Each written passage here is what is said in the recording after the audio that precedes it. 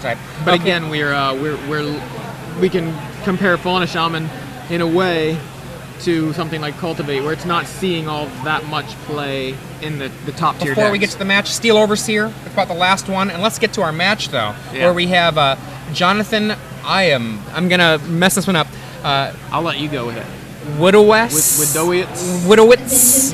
playing Cawblade, kind of a Hero Blade Cawblade, and Paul Serignes playing Blue-Red Splinter Twin again. Yeah, so this is very similar to the last round we saw, even as far as where the players are sitting. Call on the right and Splinter Twin on the left. Let's see if these guys can manage to play fast enough to get an actual winner. Well, interesting, when you talked about that draw last round, and you said at one point, and there he is, Jim Davis, making sure his lands lined up straight before he continues. Right. I mean, if he had not been so meticulous about his lands, he may would have won that one. match. Yeah, how much time did he actually need left? You know what I mean? They got one more turn. Halimar Depths, and then on Jonathan's side, we see a Preordain.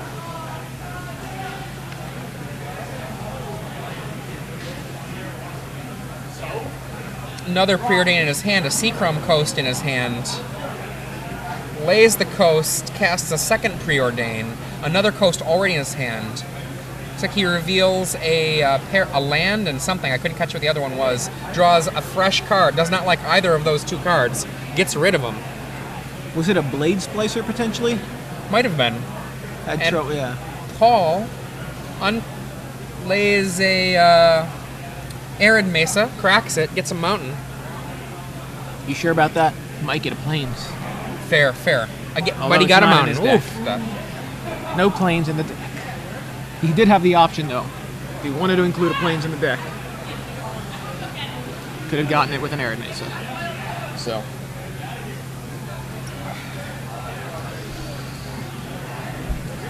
Casts Shrine of Piercing Vision. So we know Shrine of Burning Rage is really good. Shrine of Piercing Vision is the only other shrine I'm seeing see play. I've heard the white one's good though too. The white one is useful. I know Ari had talked about it as a sideboard option for the Hawkward style decks. And there's the Blade Splicer.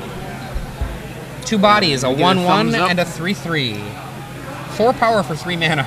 Yeah, it's not bad. 2 creatures too. That's even better.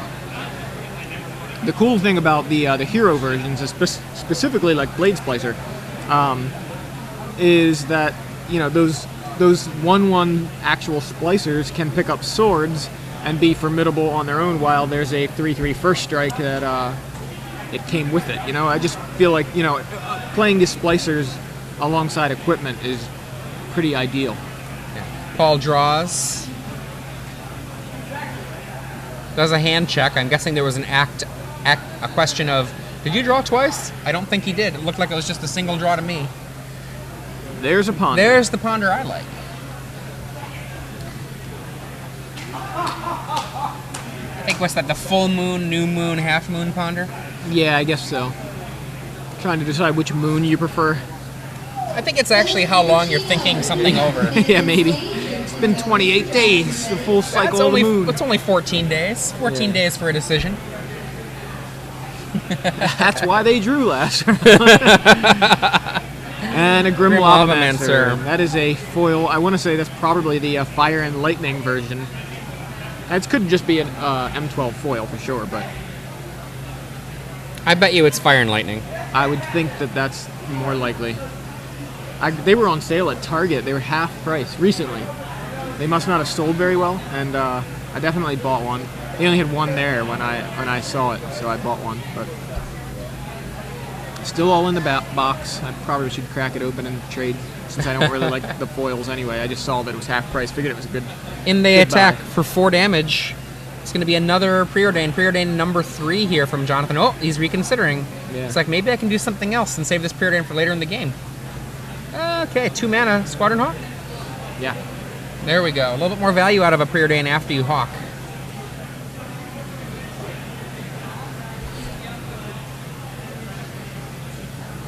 This way, if you cast the Hawks first, if both of your cards are good, you don't have to get rid of one of the good cards.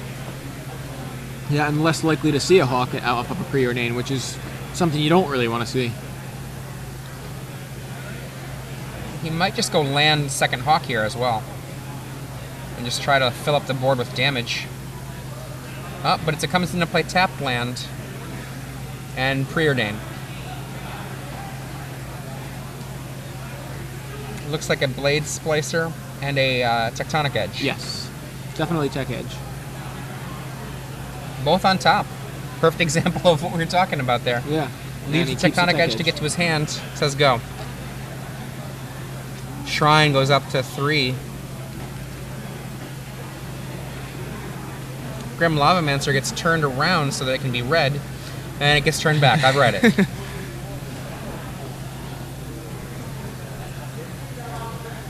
He asked him what expansion it was from. He said, oh, it's from Fire and Lightning. So I want to see the symbol. Oh, cool. Okay. That's probably it, actually. It may have been, because... Grim Lavamancer sits, hanging out. No reason to activate it during your own turn in this particular situation. Right now, he's only got 2 cards in the yard, so... although he does have... Is that 2 Scalding Tarns? Yeah, so he can... He's got 2 activations available. Tectonic Edge hits the table. Attack. Here these guys come. Take 5.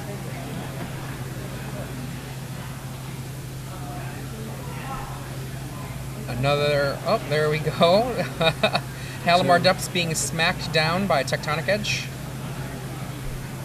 Scalding Tarn cracked from Paul.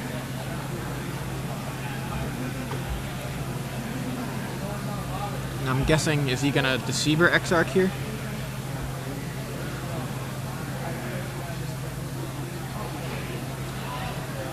Oh, cracks the other.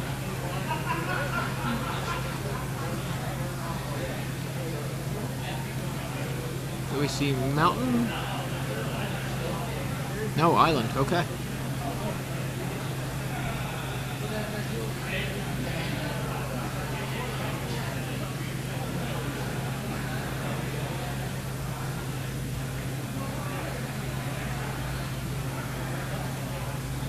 Guess that makes sense considering he's losing his Tech Edge, so... Deceiver yeah, Exarch. There's the Exarch.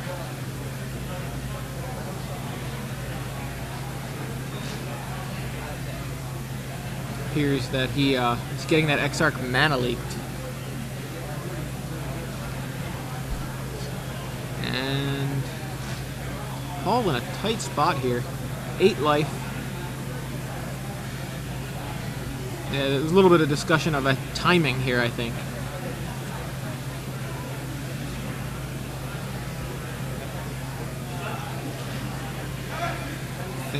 Is there... Yeah, there's definitely a discussion. I'm not sure if it's a judge call or not, but... I think it's the Shrine. When does the Shrine have the counter? Because maybe he'll want to pop the Shrine in order to dispel it, the mana leak. Right, but I think... I kind of... The mana leak has been put back in Jonathan's hand. Yeah, that's what's kind of odd.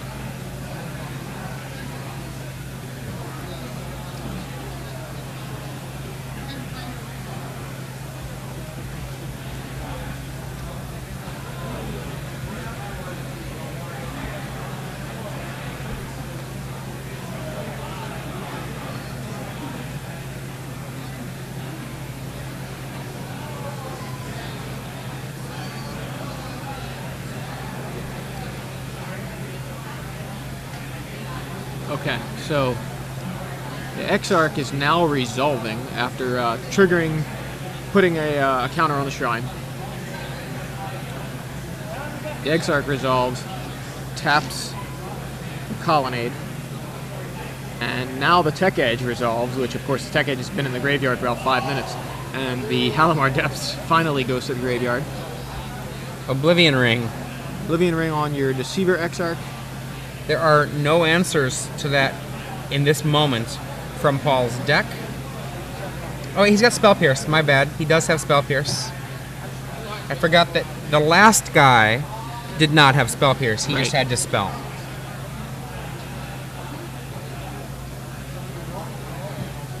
Attention players, if you signed up for Standard Wdowiasz number 4, Standard Wdowiasz number 4, please come to the main event stage. Your event is ready. Standard Wdowiasz number 4.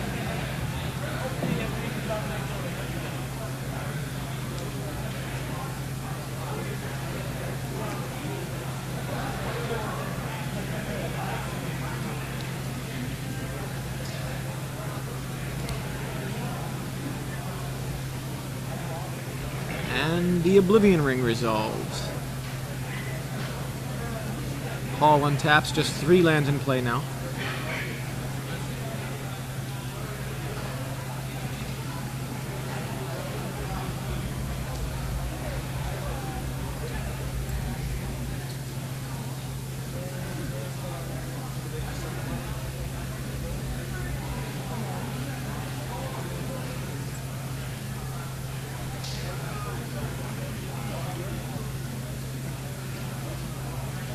The life total is just rapidly dropping here. Halimar Depths from Paul Serignes. However you say that. Serignes. Serignes. Serignes. I like that. Serignes. Unless he's a study at Isagripa.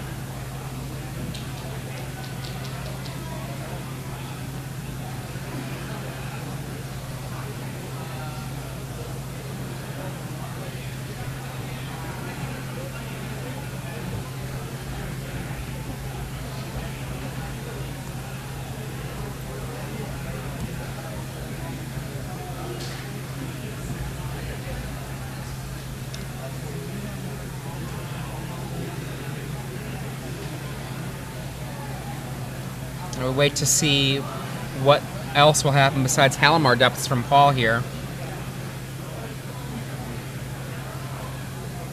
And another shrine here, I think. Yeah, there it is.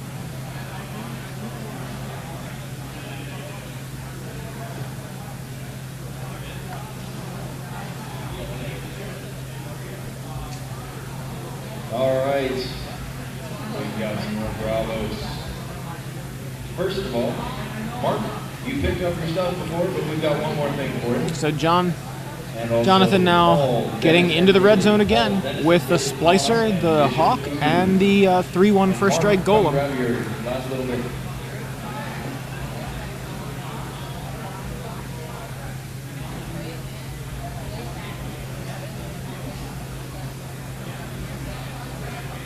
Miles Boostman, Alex Simmons, Robert Lavamancer now forced to block. Greg Rocco come on up to the main event. That is, Paul forced to block with the Lavamancer, I think, at this point. Trying to make some decisions. So he declares a block and then activates the Lavamancer to kill a Hawk. Looks like he's just going to take 1 here.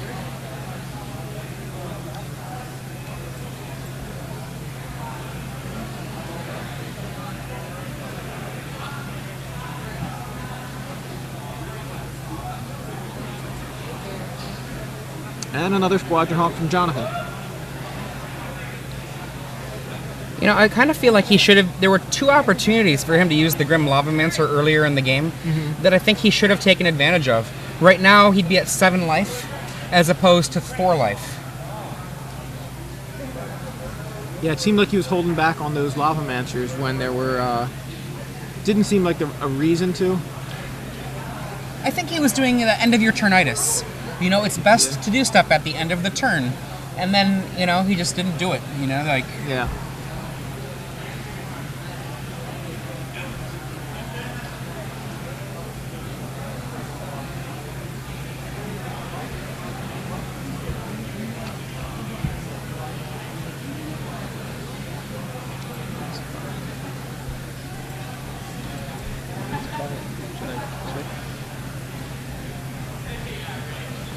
Okay. Paul draws. Very little life left. It looks to me like he did not put a token on his Shrine of Piercing Visions, but he is required to, so...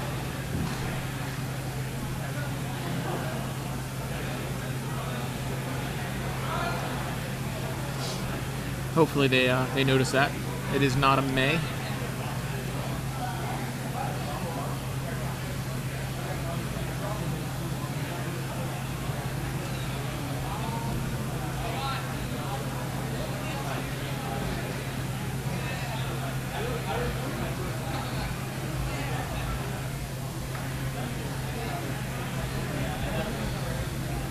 Paul at a dangerously low life total here. Jonathan trying to figure out exactly how to get in that last bit of damage.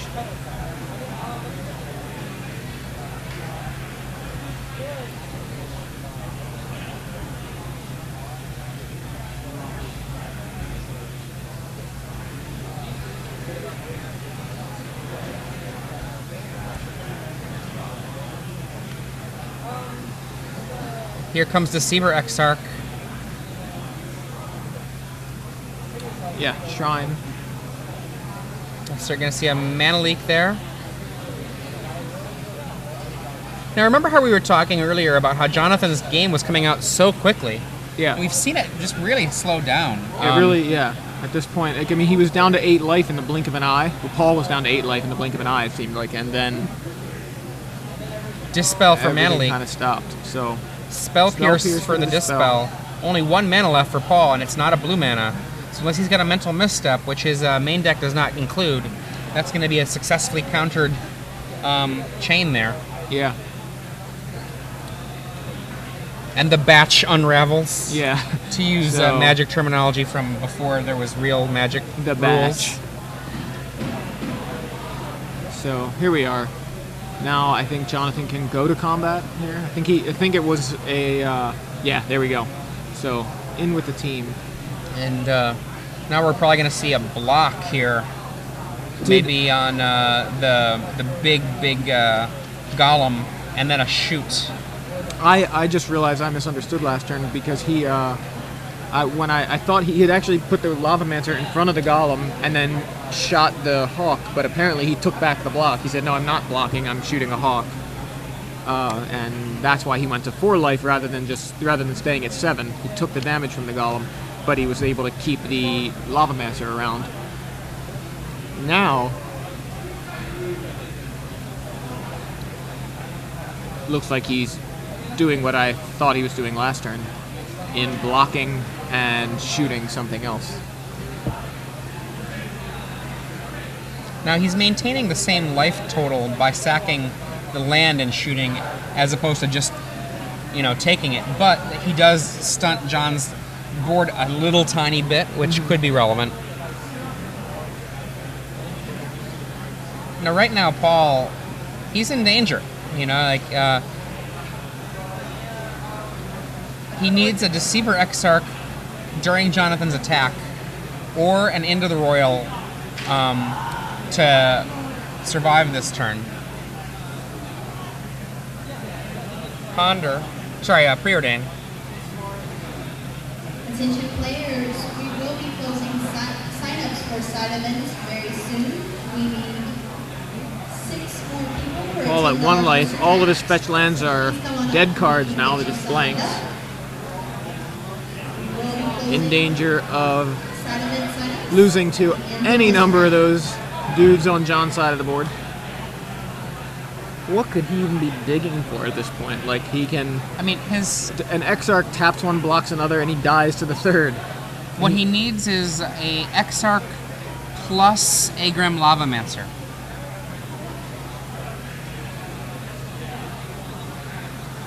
Which is... Yeah, that's... Grim Lavamancer was just basically going to be a chump block. Yeah, exactly. But You ordered Bravo's Pizza. Dennis, please come to the main event stage.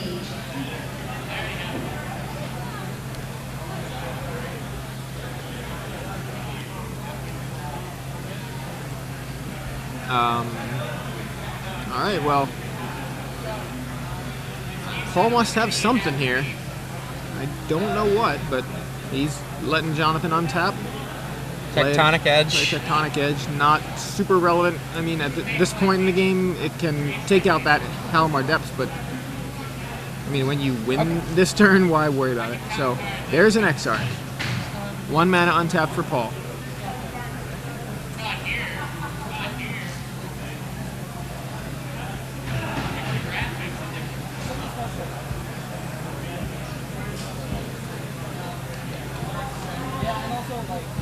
tap your hawk. Okay. Sounds good. Yeah. Can I attack? I will unnecessarily show you into the royal. Yeah, seriously. I'll dispel that. Why not? I mean, maybe Paul's at 2 life, actually. Who knows? They're trying to get the storm count up. I mean, maybe he's at 2 life. Yeah, I guess it's potential that the life totals are wrong. That's a good point. Yeah. Otherwise, it makes no sense what they're doing here. Attack. Block. Paul Take would- 1. Okay, so maybe... Yeah, you're dead. Okay. All right. Well, that was... Well, if this one goes to time... We'll know that it has nothing to do with straightening up lands, but it has to do with kind of unnecessarily dragging out game 1. Wow, that was just game 1. Yeah, that was just game 1. I mean, part of it is it feels like it was game 12 because we did just see this matchup. That's the so thing. it's the 4th game in a row we've seen. Yeah. Well, sideboards. Again, we have flash freezes available. No mental missteps for Jonathan in his 75 at all. So. I think Azure Mage is actually pretty effective. He can board in his 2nd Azure Mage. Spell Skite. He has the Skite. He has the Skites that Jim did not have. Jim Davis did not have. Now Paul also has Spell Skite. And Spell Skite is just very effective to defend the combo as well. I mean, laying down a Spell Skite means Dismember hits Spell Skite first. I could easily see that being a card that's chosen here. I wouldn't be surprised to see Shatter from Paul. Shatter able to kill a Sword of Feast and Famine, able to kill a Inkmoth Nexus, and able to kill Spell Skite as well. So...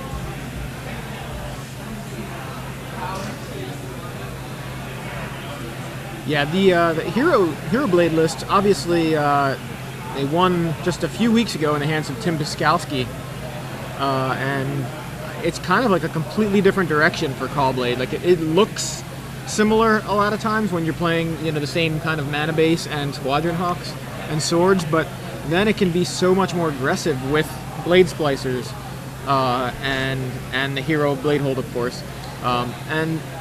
So like there you have that dynamic, but on the other hand, you lose a lot of the controlling elements. Just 3 mana leaks. Yeah. He's got 2 Gideons, but I mean you just only kind of 2 Jaces. Yeah. Only 2 Gideons as opposed to the possibility of 3. As you say it, like it gives you a more aggressive tilt, but means you lose a little bit of flexibility.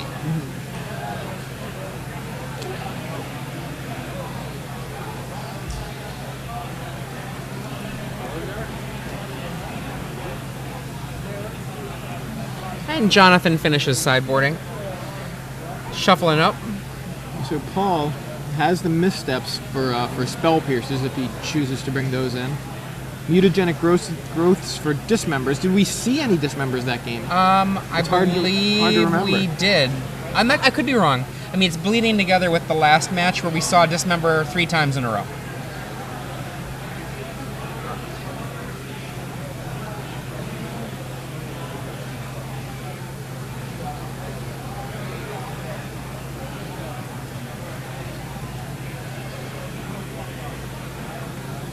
Like, the thing that's kind of interesting about this is the opportunities here for Paul to side in things.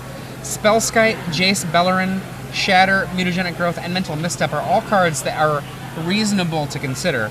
But he's certainly, I don't believe, going to board in 11 cards in this matchup. That seems like overkill.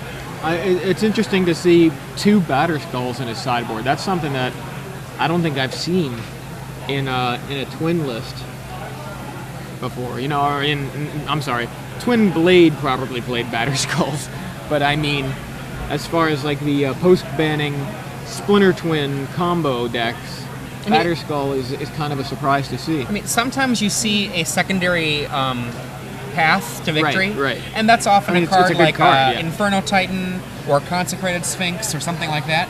And here, his choice, Batterskull, very interesting.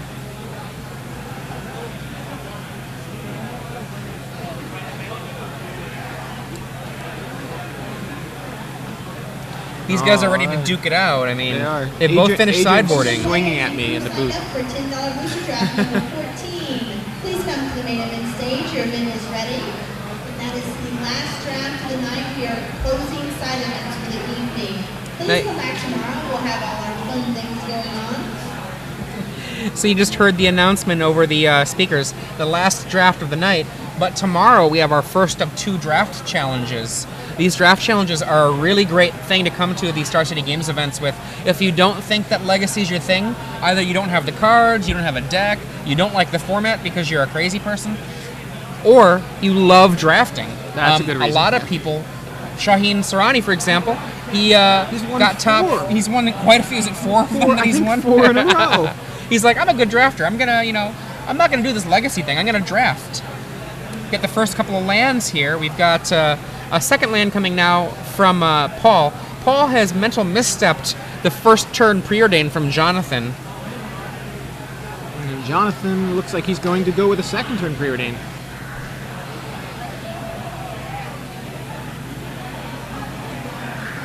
I think we might actually see a cast mental misstep here to stop that preordain. It's still in the stack, and Paul is fetching a blue. And I see it looks like a mental misstep in Jonathan's hand, ready for a mental misstep fight. Jonathan, I don't think has mental missteps. Spell Pierce. Yeah, I was gonna say, he doesn't have mental misstep in the 75. Okay. It was probably a Spell Pierce in his hand then. Yeah, it could have been something else, but he does have a spell skite in his hand. Paul.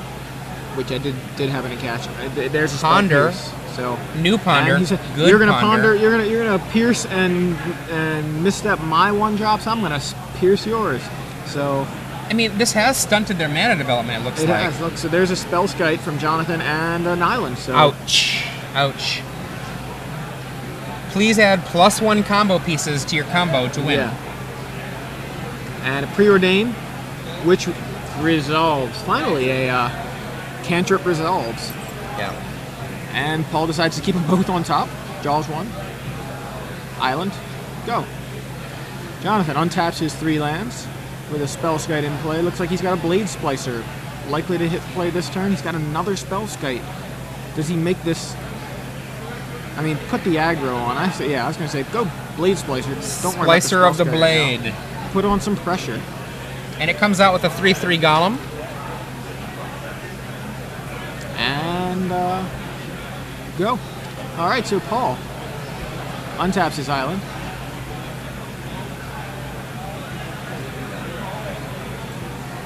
And passes the turn, no land drop. Does Jonathan have his 4th land drop? He does, well, not yet anyway. He does have a preordain. In with the Splicer and the Golem, so 4 damage into the red zone. Paul now going to 13. We have a preordain now being cast from Jonathan. There it is. Paul appears to be okay with the preordain, so there we go. We see a Celestial Colonnade and a Squadron Hawk. Jonathan now has a choice to make. Do I want to hit my land drop, or do I want to cast a Squadron Hawk and lose that Colonnade? I'm assuming he does not actually have his 4th land drop. We can see a sort of Feast and Famine in hand, but I can't really tell what other 2 cards are in his hand. But he's got a decision right here between Colonnade and Squadron Hawk. He's leaving them both on top. Seems to make sense. Gets the Colonnade. I think that's a good call. Play the Colonnade. Leaves some mana up to at least to bluff a mana leak if you want. Say go. Yeah. Pass the turn. I agree with that. And now next turn he can draw and play the Squadron Hawk. Paul, I believe, should be at 13 now because he's misstepped, cracked a fetch, and took 4. Oh, it says go. No land go. Yeah, that's 2 turns in a row that Paul's missed his land drop. Now Jonathan has that Squadron Hawk. It looks like he was about to cast it pre-combat. I think he goes into the red zone. Splicer Golem combo. It's a tag team. And that should put Paul to 9. And here is the Squadron Hawk, as I mentioned. Searching up another little group of friends. 1 Hawk. I think, can he get all 3? 2 Hawks. Yeah, I think he's going for all 3. Or no, just 2. Okay. 1 left. No, he goes all three. Okay, I was gonna say I think his hand was pretty low. I mean, unless he wanted to bluff that he had one and the other one in his hand, which you know I've seen people do before. That's interesting. Goes for Seems all like there's three. very little cost to that in general if you're not expecting it to be fought over. So here he has the option of leaving that mana open or just adding another hawk to the board, but.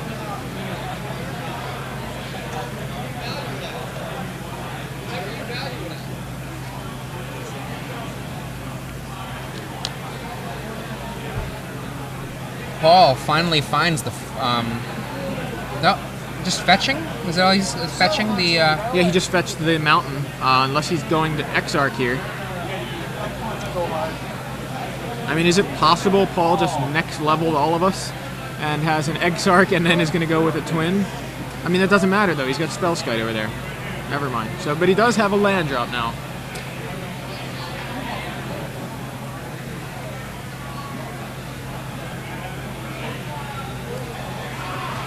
Paul is in rough shape here. Yeah, finally hitting his fourth land, but Jonathan's got board position, including a Spellskite, which is really gonna be a huge speed bump for Paul.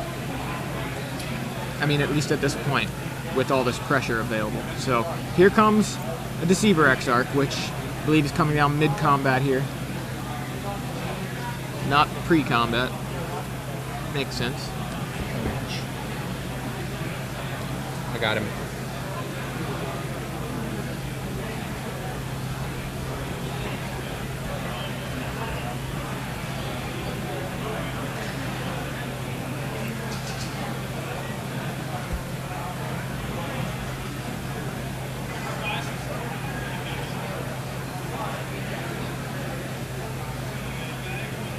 Block. Alright, so Exarch blocks the gold,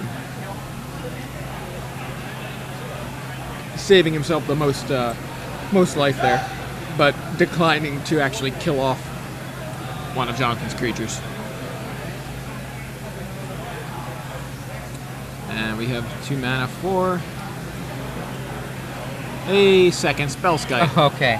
So this is known as the add +1 to your combo again, please. Yeah. And In addition to your very slow mana development this game. one of the ways that a lot of decks that are not traditionally actually able to beat combo can do that is just by saying, just have it be an extra piece. Like a 2 mana or a 2-card combo could be easy, but 3 cards is much harder, and 4 cards is an incredibly hard combo. Yeah. Right now, we've got a situation where it's the 4-card combo. Yeah, Do you have it? he Like, needs- Now sometimes what those actual pieces are change, because if he has Exarch twin removal, he can take care of that Spellskite just fine.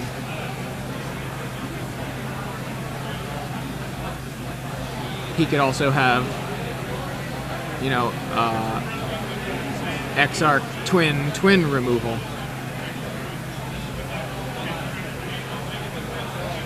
Although that would probably be pretty bad. Actually, that wouldn't work either.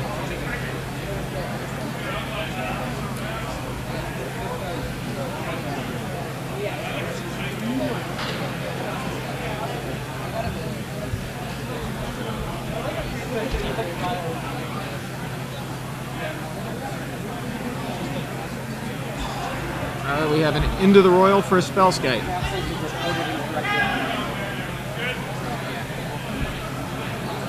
so I wanted to see what it looked like.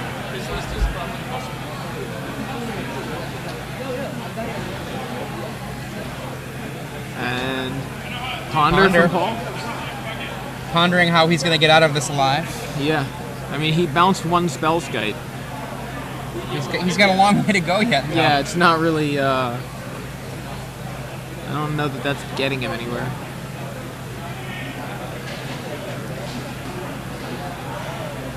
I feel like unless he had, I mean, I guess, yeah.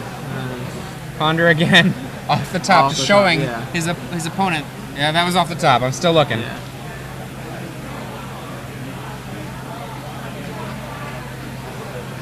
So yeah, I don't know. I mean, I think about so many ways in which just the way to fight a combo deck sometimes for one strategy is just to make it more complicated to win. And meanwhile, right. do something else. Does exactly that, yeah. You know, and he's got pressure and disruption in the form of Spellskite.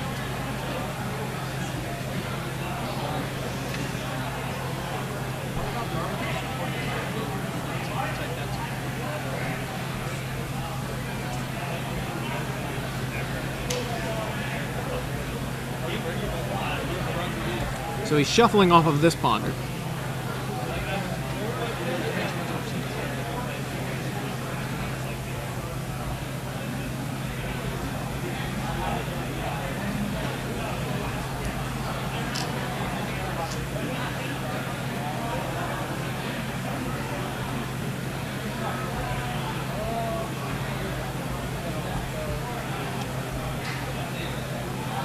And mana leak drawn by Jonathan. Going to make things just that much more difficult for Paul. I mean, to my mind, the only way Paul is going to be able to win this game is if Jonathan steps up and punches the judge. Yeah, I'm pretty sure it's going to require punching the judge for Paul to win this game right now. Paul may be able to mind trick Jonathan into doing something like that. Round 3 pairings at the post up on the HL board. Legacy Challenge players. Round 3 pairings are up on the HL board. Spellskite re-added to the board, of course. Now, so, Paul, what you got, Paul? Here's your chance. At 2 life. What do we got there? Is that a Jace? Jace? Yeah, is that the manga Jace Beleren? I'm having trouble. It's foiled. I think that's what it is. Maybe what he can do with that is trick his opponent into attacking it. Yeah, could be. He's he's going to say me or Jace. I mean, he does have Jace. Arc Trail in his sideboard, which I don't think he should have boarded in. But never mind, Arc Trail doesn't do it, because even if there were no Spellskites in play, there's still too much damage. Yeah. Well, what? Arc Trail would kill... It doesn't matter, he's got Spellskites. Yeah, Spellskites. It would only be if he did not have the Spellskites in this imaginary world. Right. It would still only be enough to hit him for 1. Right. So, okay, and Jonathan takes it, beating Paul 2-0. Yeah. And that is the second game in a row where it looked very clearly like the Caw deck was going to win. Last time, Jim Davis ran out of time, but here, Jonathan takes it without running out of time. So we have a 2-0 win.